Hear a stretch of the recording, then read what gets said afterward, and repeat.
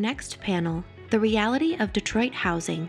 All right, so the prior two sessions focused primarily on the built environment, the actual housing units itself. How does housing get financed? Why is it difficult to build? What does it take to preserve what we have?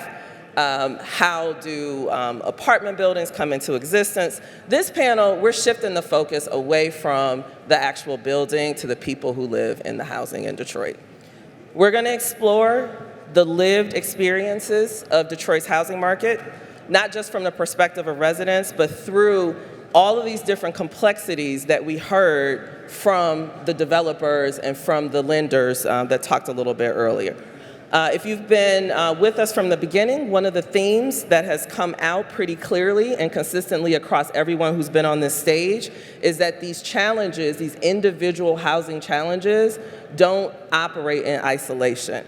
This is all deeply connected. The condition of housing, resident stability, the longevity of housing, this is all connected and operates in a single system. When one of these components gets weak, other pieces of the puzzle are often affected as well.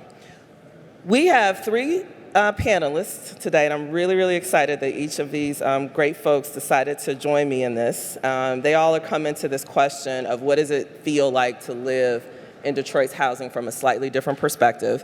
I have Alvin Horhn. I think Alvin has arguably the toughest job in all of Detroit. He is a deputy chief CFO, and he's also the Detroit tax assessor and has been so for over a decade. He happens to have a very unique view into the overall condition of Detroit's housing stock, and we'll talk about that in a little bit. Bridget Brown is currently the chief operating officer of UCHC. UCHC is one of our long-standing fighters for housing justice in Detroit.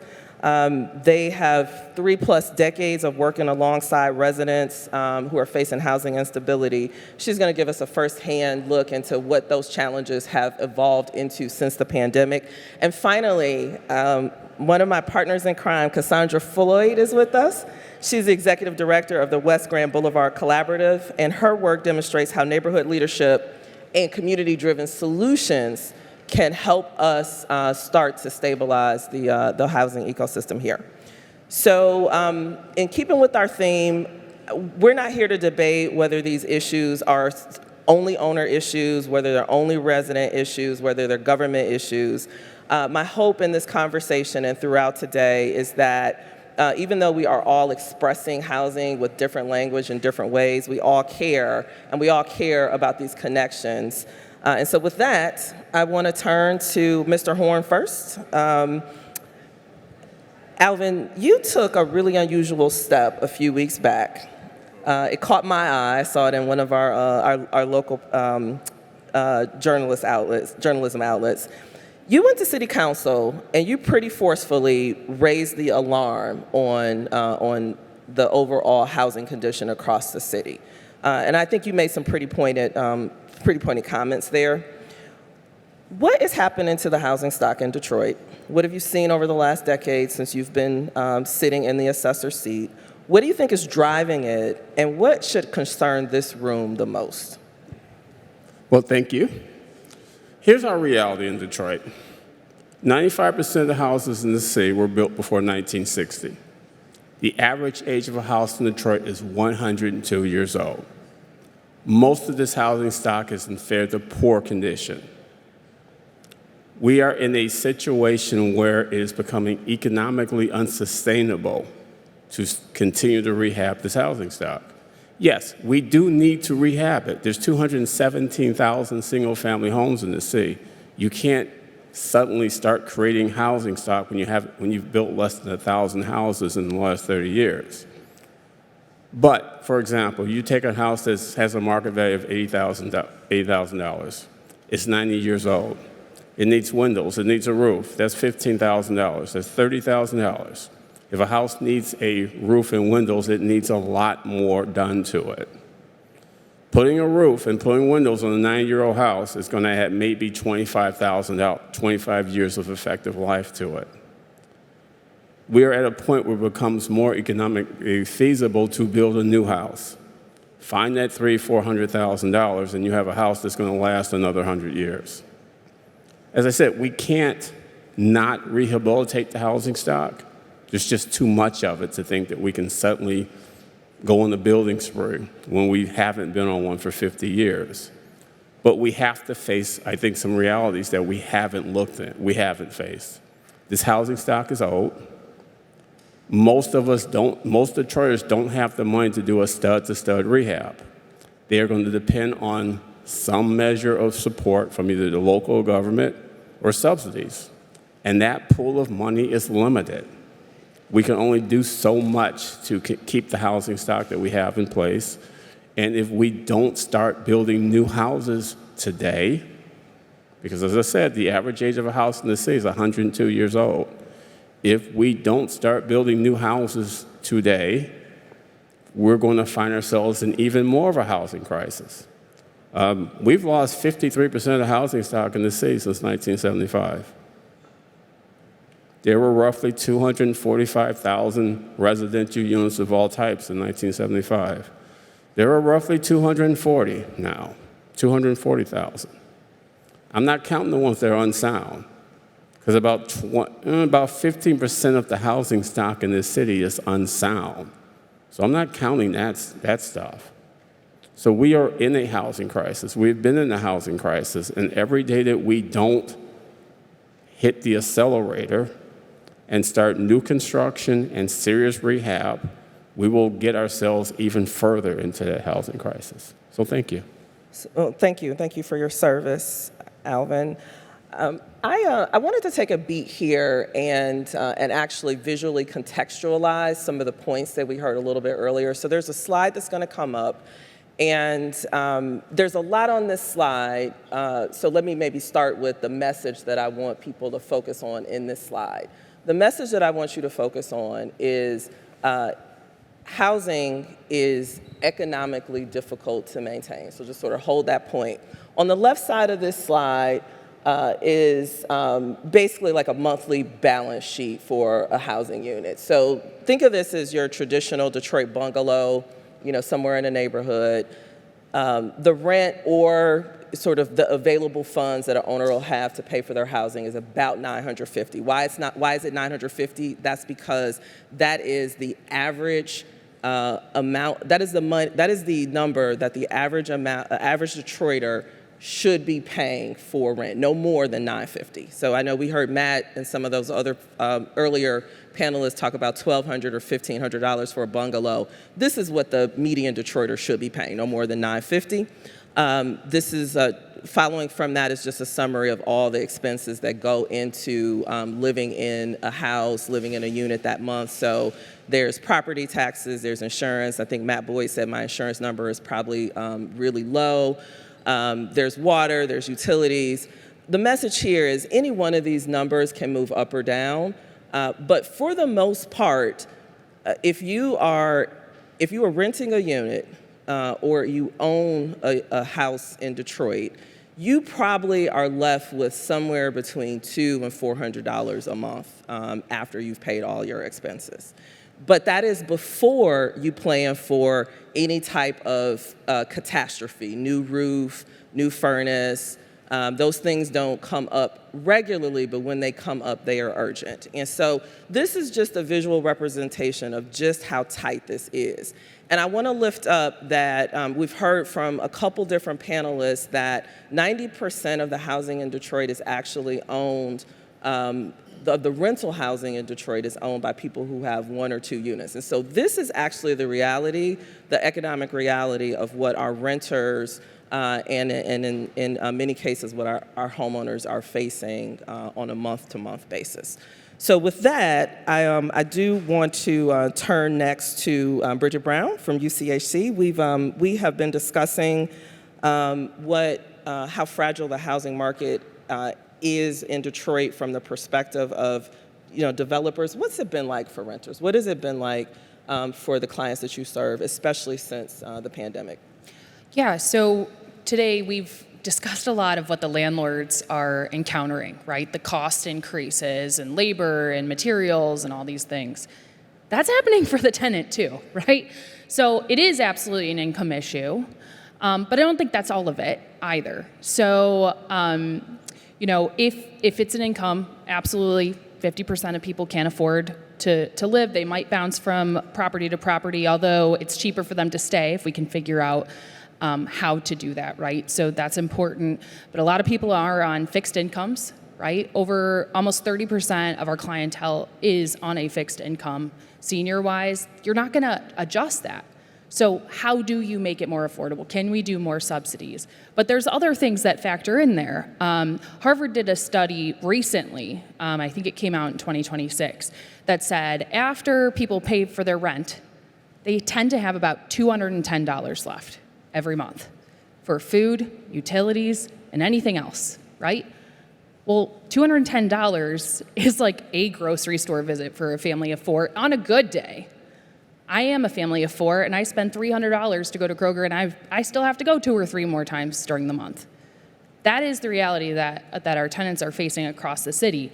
And so I definitely hear the plea and the need to address this, but are there other things that we can solve upstream before it gets to the housing crisis and the housing issue that's occurring? Because tenants don't want to not pay their rent, but what they're looking at is, I either feed my kids tonight and maybe delay that rental thing, and maybe I can borrow some money from mom and my neighbor and this to make it happen, but I still have to, I have to feed my kids. I have obligations there. So maybe my rent gets kicked out 2 weeks. Oh, then I got a flat tire. Well, in order to get to work, I have to have that tire, right? It just keeps, the situation just keeps growing, and we have a lot to figure out there, but we know that the earlier we address the issue, the less costly it is and the better outcomes you will have long term. So I think we have to really talk about what that looks like too in the greater context. And that's why I'm really glad to be here today, because we're all sitting here not just to support landlords, right? This is a stakeholder issue. This is a city issue. This is a state issue. This is everybody having to figure this out. There's a lot of elements we can work on. And I'm so glad to see so many faces that are willing to take that step and say, yep, it's not going well. Let's figure this out. Collaboration matters. Thank you, Bridget. With that, Cassandra, you actually approach these issues from more of a community development and neighborhood leadership perspective. As a longtime community advocate and leader in the neighborhoods around the Henry Ford Hospital main campus, can you share how and why you came to lean into housing solutions? What were you seeing in your neighborhood, in your service area, and what conclusions did you draw from that? Well, yes, it wasn't our intention to go into housing. We basically advocate for 3 Black historical neighborhoods, but they were in the backyard of Henry Ford. And when the Future of Health announced their project, we knew that we needed to quickly collaborate with our community partners and bring our community together for community engagements to educate them on the City of Detroit Community Benefits Ordinance, as well as to explain the Community Benefits Agreement, which they are entitled to, and to explain why they're entitled to them. So after we was able to do that, we started doing a survey with them to find out what was going to be the most important thing to be sustainable in their community. So your journey to housing started really as a response to this, and for everyone for anyone who might not be aware, Henry Ford Hospital is in the middle of a $3 billion campus expansion that is adjacent to New Center and some of the areas, Virginia Park, that you help support. So you started out as a response to this new investment, but then ended up really focusing on housing. Why did housing come to the top of so much so that you're a housing advocate at this point? Right. When we surveyed, we helped them do a survey to establish what they thought they needed to keep their community sustainable for generations. The number one concern on 90% of the survey was affordable housing and being displaced. So when doing research, we realized that we had to find housing that was affordable and permanent, and we wanted to keep it as home ownership. I mean, rental as well, but home ownership was in our top priority. And we could quickly see that once the project was announced, that developers came from all over and was buying up properties, and it was quickly being gentrified.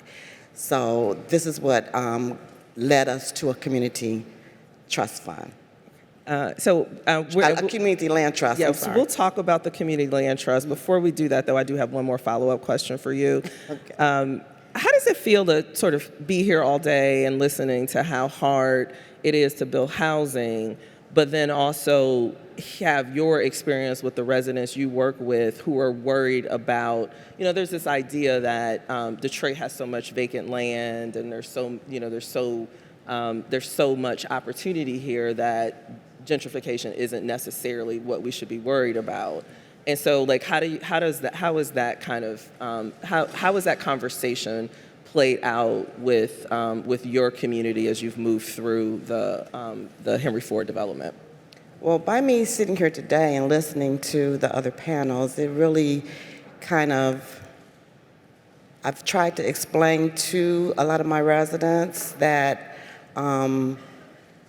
it may look like gentrification on one hand, but when you are rehabbing property and you basically are rebuilding it from the ground up, in order for them to make a profit, it's going to be, the cost of the home is going to be more expensive, and it's going to rise the prices in the neighborhood. So I think I forgot the question you asked me. It's okay. No, I think you nailed it. It's complicated. Right. It's not so much as, it's really the frustration of my residents and that I advocate for, having an income problem, not having the money to be able to purchase the land in your community and to be able to invest and buy. But to see other people come in and be able to do that is frustrating to them. Thank you. Before we jump to audience Q&A, I do want to ask each of our panelists to deliver, what would be your top solution given your work and given everything we heard today? What would be your top recommendation for the Detroit Housing Alliance to focus on?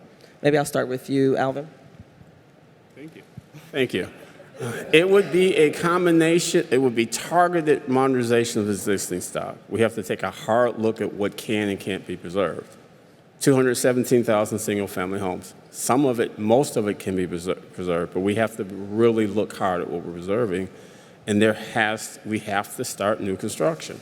Somehow, some way, we have to figure out how to convince a group of developers that you can make money building something other than a $400,000 house. And I don't know how to do that, because that's the average cost of construction today. And we heard earlier that the poverty level in Detroit was 36%. Roughly 25% of the homeowners in the city now qualify for some type of property tax relief. I don't know the answer to that. I'm not Solomon, but I do know that's where we need to get to somehow. So, Bridget? I'm going to add in a little bit of flavor too. So a lot of what's been discussed today is pretty transactional. And I know relationships were mentioned, but realistically, that is actually how you're going to solve a lot of the problem, by sitting down and talking together. So I feel very fortunate that we've had many discussions along with Matt and others across the city to say, all right, we got to get in a room. We know we might disagree, but let's work it out. And I think we've made a lot of progress. I think we still have a lot of progress to make. But without a relationship, it's nothing, right? It's dollars going back and forth, and it's not understanding the actual problem and developing a solution for the long term. So one of the things that we have done, fortunately together, is develop an eviction diversion program that works upstream to prevent eviction filings and address the tenant's needs in that moment. So the minute they become late on rent, I have a wonderful colleague in the back, Lonnie Ward, raise your hand. Yeah, she's awesome. That's Matt clapping up here. So she will work with the tenants. She'll say, okay, is it a workforce issue? Is it a timing issue? Like, okay, so you're going to file on me or give me the 7-day notice on the 6th, but every month I pay on the 15th. You're still going to incur costs, but I know I'm going to get out of it. Like, let's figure out how to simplify some of these things. But the eviction diversion program is essentially set up so that landlords don't bear the burden that's there financially, but the actual tenants' issues are resolved to make the whole system better. This is just a pilot, right? We're only 6 months in, but for those that we've been able to work with, and it's been fairly successful. It's not every single person, but it's the vast majority. And if we can grow that and scale it, and that's what we've been trying to do at UCHC, is develop a model that's scalable across not only one kind of landlord or a larger landlord, but also those smaller ones. And then are there benefits there to the landlords that can also drive their property and their business, right? It's a low barrier to entry, but it is a high cost problem for all of these landlords. But again, we can't ignore what the tenants' needs are. Just saying that they're not paying is not fair. And not only is it not fair, it's not addressing the system. It's not all about that. It is a component of it. We got to figure it out. But there's a lot of different solutions that we could develop through policies, and that's why I'm really excited about this group here today.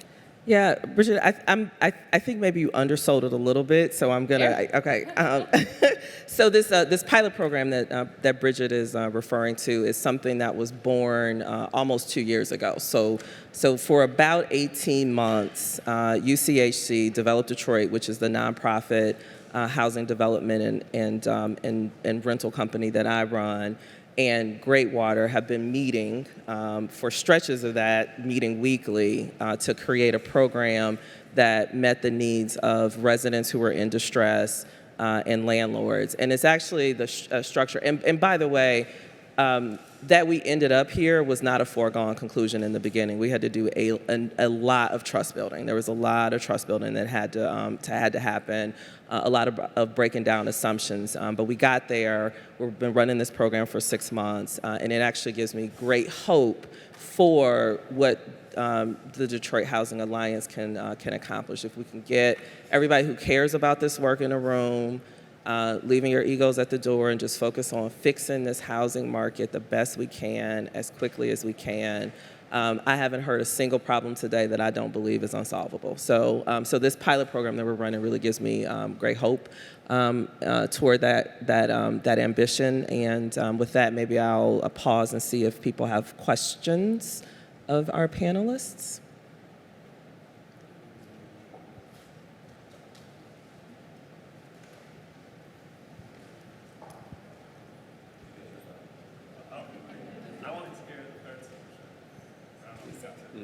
I'm sorry? She didn't get a chance to speak. Oh, our solution? Our solution is the community land trust, to be able to bring affordable, permanent home ownership to Detroit. It's going to prevent displacement. It's going to allow the community to, because the community land trust, for those who don't know, is a nonprofit organization that acquires land on behalf of the community to bring a permanent, affordable home ownership. So by the homeowner purchasing the dwelling and not the land, it makes it more affordable. And a subsidy is applied so that they can meet the AMI that they're at to be able to purchase their home. So unlike the government subsidized housing, where if you come in at a certain AMI, but your income increases, then you go back and have to recertify. This is different. It allows you to be able to create a little wealth, give you a little bit more room without having to struggle. And when will your community land trust be operational? Right in the backyard. It's going to be in Northwest Goldberg, Henry Ford Hospital, new state-of-the-art hospital. Cassandra, love the work that you're doing with in the CLT space. That's really exciting. I work, you and I, we've met before, we've chatted on a few different occasions, but I think a lot of people, especially from the community, they think the issue is affordability. Well, I'm someone who works on the sales and development side, and I know that we have tools to solve for the affordability issue, but I don't necessarily have people banging down my door to purchase these products, even though they're quality products. And I find that the issue is really education. These are phenomenal homeownership opportunities. For instance, we have an income-restricted duplex project in Island View, marketed for $150, but with down payment assistance resources, you can purchase these units for $65,000 essentially. Why are more people not purchasing this? What can I do to work with you and other members of the community to get more of these affordable buyers into equity holding positions?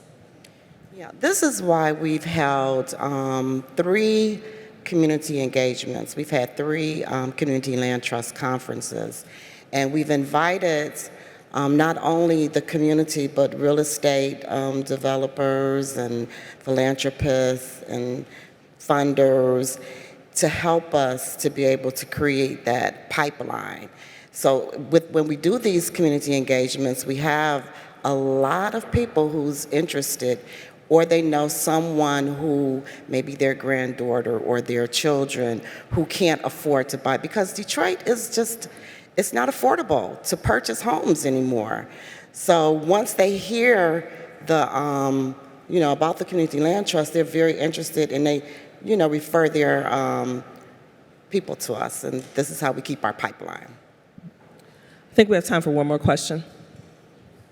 Sure. So I know my question earlier about the pilot had kind of a negative bent to it, but what's great is that people are seeing some problems and they're doing things to solve them, right? So the pilot's a great first step. What you're doing with the land trust is also fantastic. And per the slides, per what Bridget and Cassandra, both of you said earlier, tenants are struggling very much. And I guess the question is, what's being done, say, about jobs? Because basically, there's a couple different paths, right? You can either just provide subsidies, which, is limited unless you have a certain tax base. But, what's beneficial to everybody is, hey, let's get incomes up because they're so low. And I know that, we've got the big Ford facility coming in, Dan Gilbert's done a lot, and those are local Detroiters. But what is the city doing to, attract other employers from outside the state that actually bring new jobs around? Are they pro-business? Are they difficult to work with? What's being done there to try and help the tenants from a jobs perspective? I'll let whoever wants to take that, but I know, Bridget, you guys do some work on helping people stabilize and grow their income. Right. So 50% of our population, we had a program called Keep It Home a couple of years ago, and we were able to dive into what's going on with the individual tenants, and then can we categorize it or find the patterns to it to then further address it. So 50% of our clientele has cyclical issues, right? The government jumps in more assuming that there's a one-time problem, and then after that, you're on your own, right? But the reality is a lot of folks do need a little bit more hand-holding than that. So we added in light touch case management was what we called it, associated with our eviction prevention work. And in doing that, again, we upstreamed the issue. So so somebody goes into eviction court, instead of waiting till the end when a judgment is issued and then addressing the problem, we try to address it day one of capturing the case and really understanding what's going on with the client to see if we can do something about it.